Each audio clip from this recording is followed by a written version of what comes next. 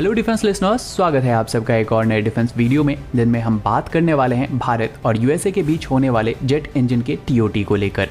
तो जैसा कि हम सब जानते हैं कि तेजस MK2 में जाने वाले GE का GE F414 IN6 इंजन को स्पेशली भारत के लिए ही मॉडिफाई किया गया है और ये इंजन तेजस MK2 के 106 यूनिट, AMCA के 40 यूनिट और TDBF के लगभग 100 यूनिट के लिए एक्वायर किए जाने वाले हैं, जो कि लगभग 500 प्लस जेट इंजन होते हैं और जिनमें से इनिशियली 250 जेट इंजन की ज़रूरत भारत को पड़ने वाली है। तो इसी को लेकर भारत द्वारा GE के साथ इस इंजन के प्रोडक्शन प्लांट को भारत में लगाने को लेकर एक डील नेगोशिएट किया जा रहा था, जिनमें टेक्नोलॉजी ऑफ ट्रांसफर भी शामिल थी। तो अब रिपोर्ट ये आ रही है कि PM मोदी सर के जून और जुलाई में यूएसए विजिट से पहले इस डील को कंप्लीट कर लिया जाएगा और इसी साल GE द्वारा भारत में या तो DRDO या तो डिफेंस PSU के साथ मिलकर एक ज्वाइंट वेंचर ओपन किया जाएगा। यहाँ पर जो इंजन के IP राइट्स होंगे वो ऑब्वियसली GE के पास ही रहेंगे, उसे ट्रांसफर नहीं किया जाएगा, क्योंकि हम सब जानते हैं कि कोई भी कंट्री इतनी बड़ी टेक्नोलॉजी यूं ही किसी कंट्री को ट्रांसफर नहीं करेगी, लेकिन बाकी की टेक्नोलॉजी भारत को ट्रांसफर की जा सकती है। तो इस वक्त GE द्वारा F414 इंजन को भारत में TOT के साथ बनाने को लेकर एक बिल यूएसए के सीनेट में पेश किया गया है, जहाँ से उसे क्लियरेंस मिलना बहुत ही ज्यादा जरूरी है, क्योंकि उसके बाद ही ये इंजन भारत में मैन्युफैक्चर हो पाएगी।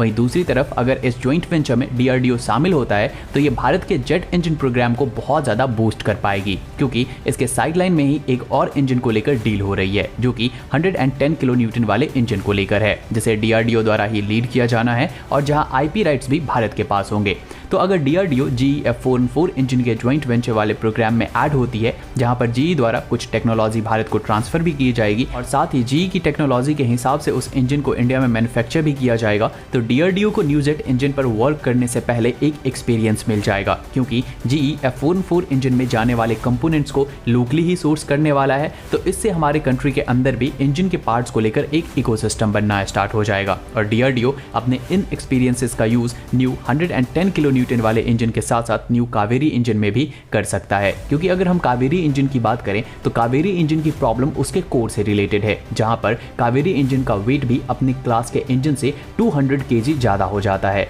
तो कावेरी इंजन को सक्सेसफुल बनाने के लिए इसके कोर को रीडिजाइन या फिर कुछ बदलाव करने पड़ेंगे, साथ ही ओवरऑल वेट का भी ध्यान रखना पड़ेगा। लेकिन ये सारी प्रॉब्लम कावेरी के आफ्टर बर्नर में हो रही है, कावेरी के ड्राई वेरिएंट में कोई भी प्रॉब्लम नहीं है और इसीलिए कावेरी के ड्राई वेरिएंट का सक्सेसफुली टेस्ट किया जा रहा है, जहां ड्राई वेरिएंट ने 48.5 किलो न्यूटन तक का ड्राई थ्रस्ट जनरेट किया है। वहीं इसके 8 मॉड्यूल के 6 इंजन भी बनाए जा रहे हैं, जिसे अगले साल तक डिलीवर कर दिया जाएगा और उसके बाद इसके आफ्टर बर्नर के ऊपर वर्क स्टार्ट कर दिया जाएगा। तो इस तरीके से भारत अपने आने वाले एक दशक के अंदर heavy class fighter jet engine यानी कि 110 टू 125 किलो न्यूटन थ्रस्ट वाले इंजन, मीडियम कैटेगरी के फाइटर जेट वाले इंजन यानी कि 98 किलो न्यूटन थ्रस्ट वाले इंजन और smaller and trainer fighter jet engine यानी कि 85 किलो न्यूटन थ्रस्ट वाले इंजन को भारत में ही बना रहा होगा। वहीं टर्बो प्रॉप इंजन और हेलीकॉप्टर के इंजन को ऑलरेडी भारत बना चुका है। तो अगर सब कुछ ठीक रहा तो 2035 तक भारत फाइटर जेट इंजन के मामले में आत्मनिर्भर हो जाएगा।